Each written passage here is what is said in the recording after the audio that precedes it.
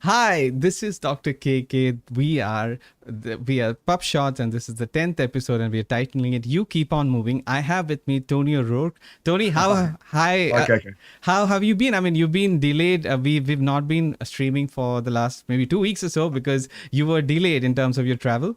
Oh yes. Let me very quickly. Let me just say, don't come to the UK for the weather. I was stuck for 2 days. It took me 2 days to get back from where we were, which was in the Channel Islands, in the middle of the Atlantic, or near the French coast. 2 days, which should have taken 45 minutes. I Right. had to take a 10-hour ferry back.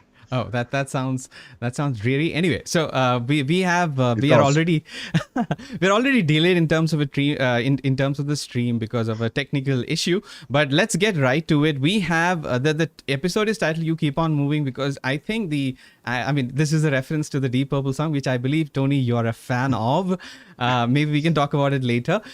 So the reason why I chose it is because the industry seems to be moving to adopt AI more sort of integrated into systems. So Yeah. let's start with the first story. This is from Google, and this is something I think you were very excited about. This story is titled "Google Unveils Invisible Watermark for AI Generated Text." It is AI generated text. It is published as a news article in Nature. So I'll just quickly read the things that I thought. I mean, obviously, this is the title is explicitly stating what it is. But Google DeepMind, the AI division, launches Synth ID text. It's a watermarking technology, Tony, for Gemini generated text. It alters the word choice in ways detectable with a cryptographic key, and it is resistant to removal through paraphrasing, and it is easy to detect, but may not withstand targeted scrubbing. Scrubbing is another way to sort of obfuscate AI generated sort of content by doing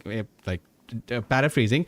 So this is interesting, isn't it? As in, it is encouraging researchers to not use unethically, Gemini at least. So what are your thoughts on? You seem to have a Oh, listen, lot, I yeah. think any tools that will help in terms of scholarly communication, make make the whole research integrity process more honest. That means that the author knows that the content generator, the content not content generator, the publisher, the research organization will know that the even if the author hasn't revealed it or acknowledged it or disclosed it, that they've used AI. I think anything like that is going to be hugely important, and whether it's Google or anybody else. I think this is a good first step. Yeah, so the one of the curious aspects of let's say large language models is that you can generate text, and you can also sort of use its own paraphrasing techniques to sort of submerge the fact that you have done something that you are not supposed to. At least Gemini has taken a step forward. I'm Yeah. hoping that the other big open AI, ChatGPT, and maybe Claude, etc. It's inevitable. It's inevitable. It has to Yeah. happen. And this is one of the challenges with we have an AI content detection sort of application that we are interested to share with the world. And one of the challenges with AI content detection is that there is a lot of false positivity, and by having such watermarks will help it to be such tools to be better. Your thoughts, Tony? Do you agree? No, I've nothing more to say. I agree. It just helps the whole research integrity process. So I fully endorse tools like this. Right. So Tony, somebody's at your door. Do you want to get it? No, it's all right. All right, so we are going to the next. It is another sort of AI themed couple of articles. Ithaca SNR have published an article titled "A Third Transformation: Generative AI and Scholarly Publishing." So this is sort of in relation to the guest post, which is related to this article itself. So I'll quickly sort of explain what the first digital transformation. It is from print to digital, which has happened like a few decades ago. The second is a shift to shared infrastructure, which is basically open IDs and research or personal identifiers or identifiers in general. And the third one that we are talking about is generative AI integration. So this is another piece, and it talks about integration as a third wave of transformation. And recommendations include collaborative efforts for standardizing metadata and provenance markers, consensus on appropriate AI usage within scholarly publishing, it calls for this, and enhanced counter metrics to capture AI mediated engagement. This is counter Yeah. metrics are a relatively new way to measure this. So Tony, your thoughts on this? I think this is a piece of work that's been produced by some very, very clever people who, who are horizon watching and looking at how the industry is developing and processing. I think what they're saying makes complete sense. Yeah, and the Scholarly Kitchen article, it is related to, as I mentioned, it is related to the article that we just there was a series of interviews, wasn't it, they conducted? Yes. And so the unique points that I could read or glean from the article include that it emphasizes the human-centric values alongside AI applications, which we have talked about, Tony, in our previous episode.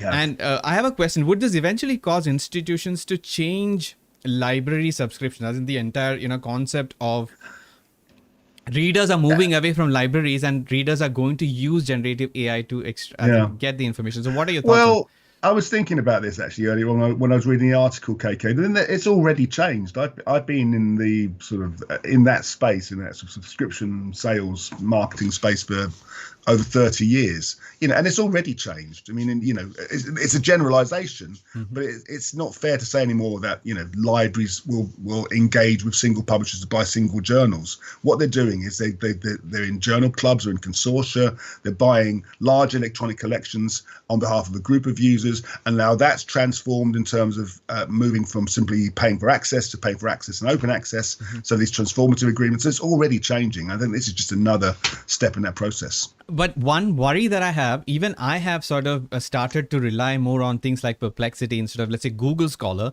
And, we have an article, quick hit later in terms of Wikipedia, usage. I mean, I used to do a lot of Wikipedia sort of, rabbit holes, searches and everything. Now I'm using it less. I'm using more Perplexity, which is considered to be one of the better LLMs if you want to do search. And ChatGPT, I don't know if you're aware of it, ChatGPT recently integrated its browser, Search GPT, into the premium plan, and it is okay as far as I can see. So, I mean, readers and users are changing the way they're interacting, and I guess transformative agreements are the way forward. Well, no, transformative agreements do is they take the old access model where you pay for access to content and putting another layer on top and saying, we don't just want to access, we want to have a right or the ability to be able to publish in these journals without having to worry about the cost. So I think it's but this is kind of a first world problem. It's still something that's it's happening in the US, it's happening in the UK. It's not quite happening as much. It is happening to an extent, but not as much in Asia or certainly in Africa, for example, because the funding often isn't there. All right, moving on to the next article, again related to AI. It is behind the Nature paywall. It's a Nature news item which says, titled AI tool helps people with opposing views find common ground. So this is a article on a study published in Science Journal on Google DeepMind AI powered tool based on the Chinchilla language model. I'm not familiar with it, but this tool basically helps people to find a sort of midway point, especially when they're debating, and it could help people with opposing viewpoints reach a consensus. And this is classical. I mean, if suppose the classical case of the US elections, if suppose that there's a group of people who are staunchly, let's say, Democrat and Republicans, and we are talking about climate change or something, and the group could be made to arrive at a consensus regarding a policy based on an AI tool, which is interesting, but I'm also worried about it. What do you think? I've got to say, I'm not at this stage. I'm not convinced. People have opinions. Even if they're wrong, that people have opinions. And I think having an AI tool that will summarize those different opinions, okay, that's quite useful. But I'm not sure. I don't know yet. I need to see it in practice to see how effective it's going to be. Right. And we are back to talking about Wiley. I think the last episode we dedicated the title to Wiley in terms of collaboration. So Wiley is leaning into, this is a Scholarly Kitchen article title, Wiley is leaning into AI. The community should lean with them. Obviously an opinion article. This is based on an interview between Todd A. Carpenter and the Wiley AI Growth Senior Vice President Josh Jarrett.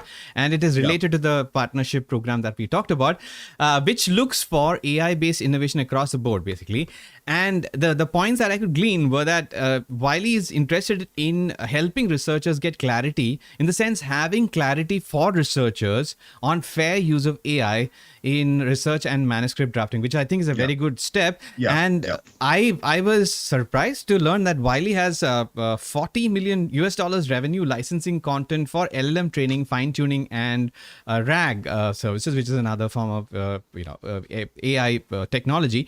So your thoughts on this? It's a sort of a detailed article, and I learned a lot. But anyway, I would let you speak because you might have even met I'll respond to Josh. the comment you made about the revenue that's been generated through licensing the content. They're not the only ones. Other publishers have come out recently and said and openly said they're licensing content to LLMs in order to train them with academic content. I think that is an important step, as it gives the publisher a certain amount of control in terms of and ensuring quality of content being used by these LLMs. But I think generally, although lots of publishers are experimenting and working with different AI tools, I think publicly, Wiley are leading the way. They're doing some very clever things, and good luck to them. I think they're doing some really interesting work in terms of how AI can be used to manage the content generation process. Yeah, so Tony, one thing that I would like to point out from this is that I like the fact that the content is being licensed for different purposes, including RAG, which is retrieval augmented generation. If you're not familiar with the technology,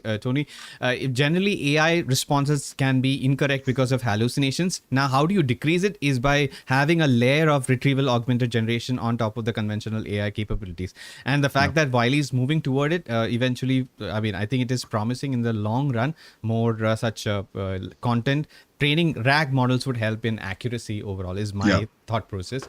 And we have a couple more articles. One is a story related to China and the US. Tony, do you have, in terms of your role and whatever you've done, do you interact with let's say China region clients like publishers or institutions?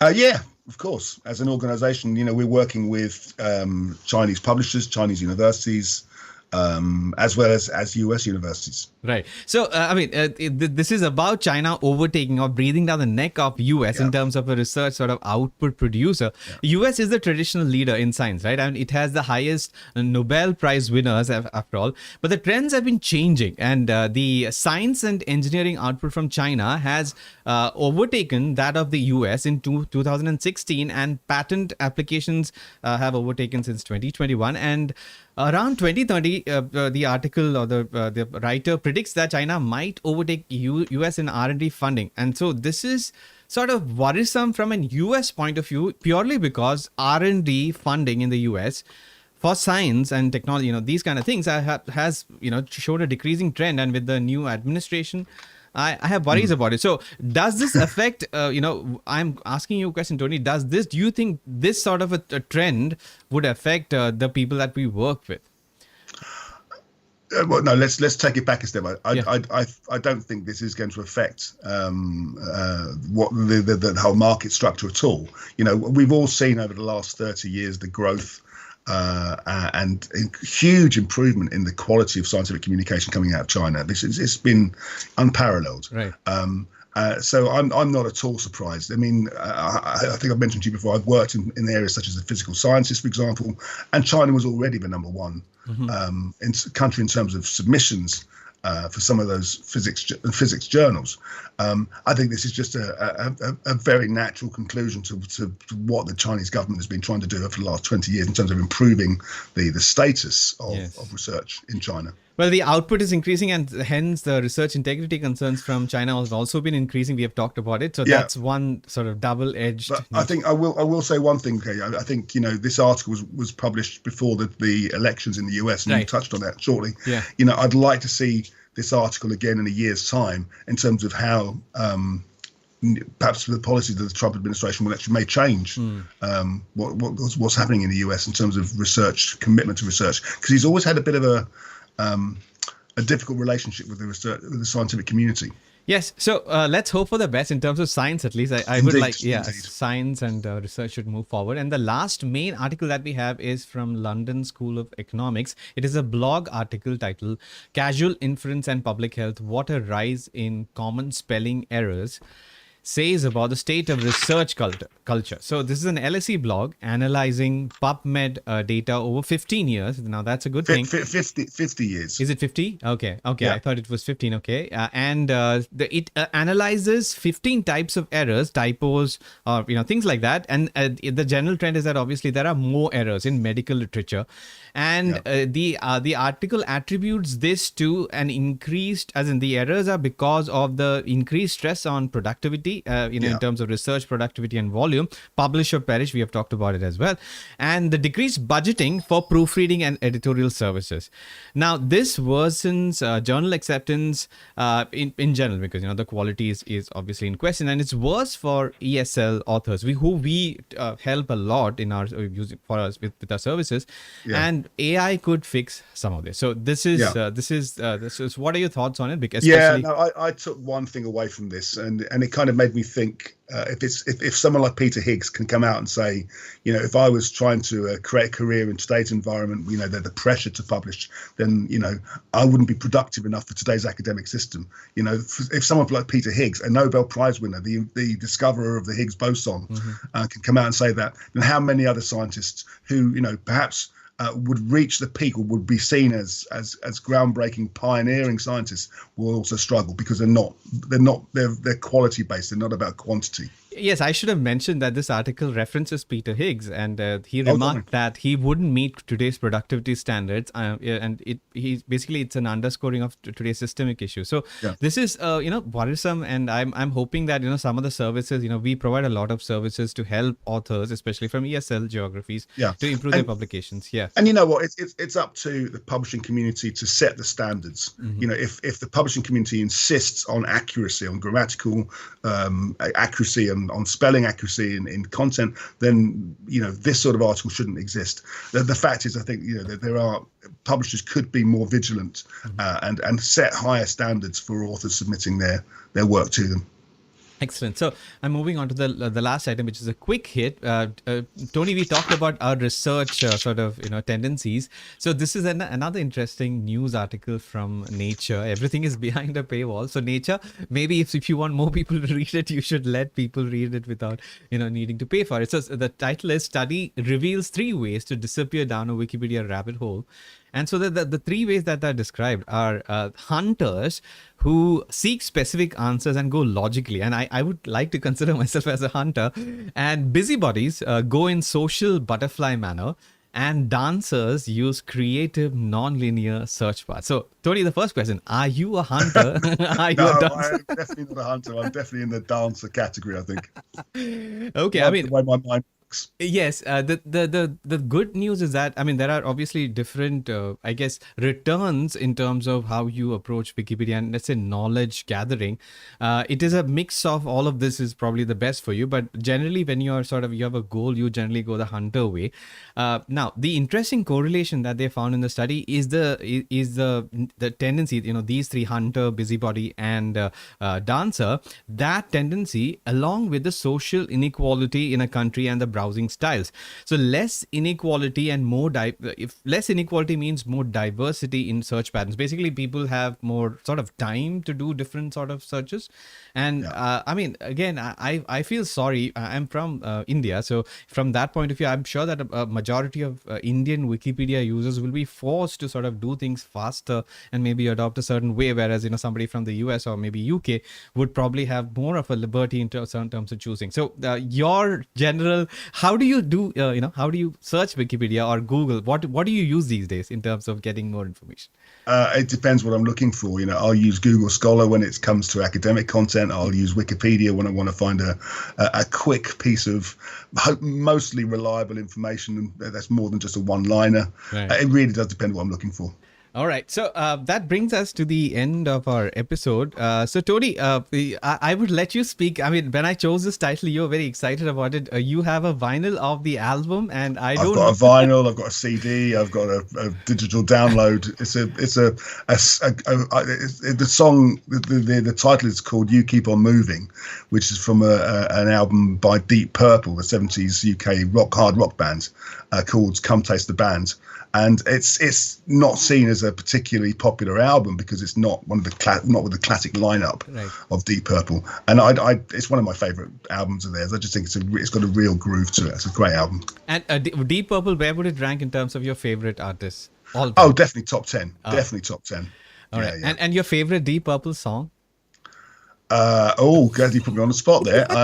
Probably Highway Star, if I'm honest. Okay, that's great. Yeah. Okay, great. So I mean, because I think everybody sort of starts smoke on the water. I think everybody sort of starts learning. That's right down the bottom of the list. I've heard it so many times in my life. I'd be happy if I never hear it again. Yeah, I mean, from a guitar point of view is what I'm talking about. So Tony. Yeah. So anyway, Tony, if somebody is interested in knowing more about your work, how can they find you? And could you also explain how they can find PubShorts on?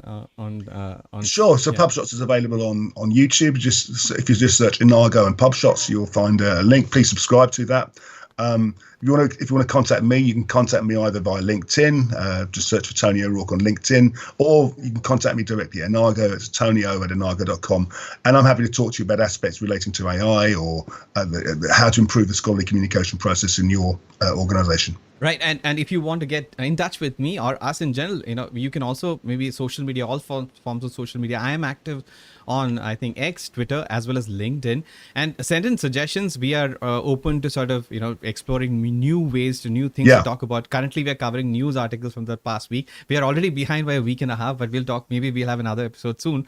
But anyway, so until the next time, for everybody who helps us in bringing the content, and for Tony, this is Dr. KK signing off for PubShorts. And this is goodbye from me. All right, PubShorts episode 10. You keep on moving. We'll see you in the next episode. Bye-bye. Bye-bye.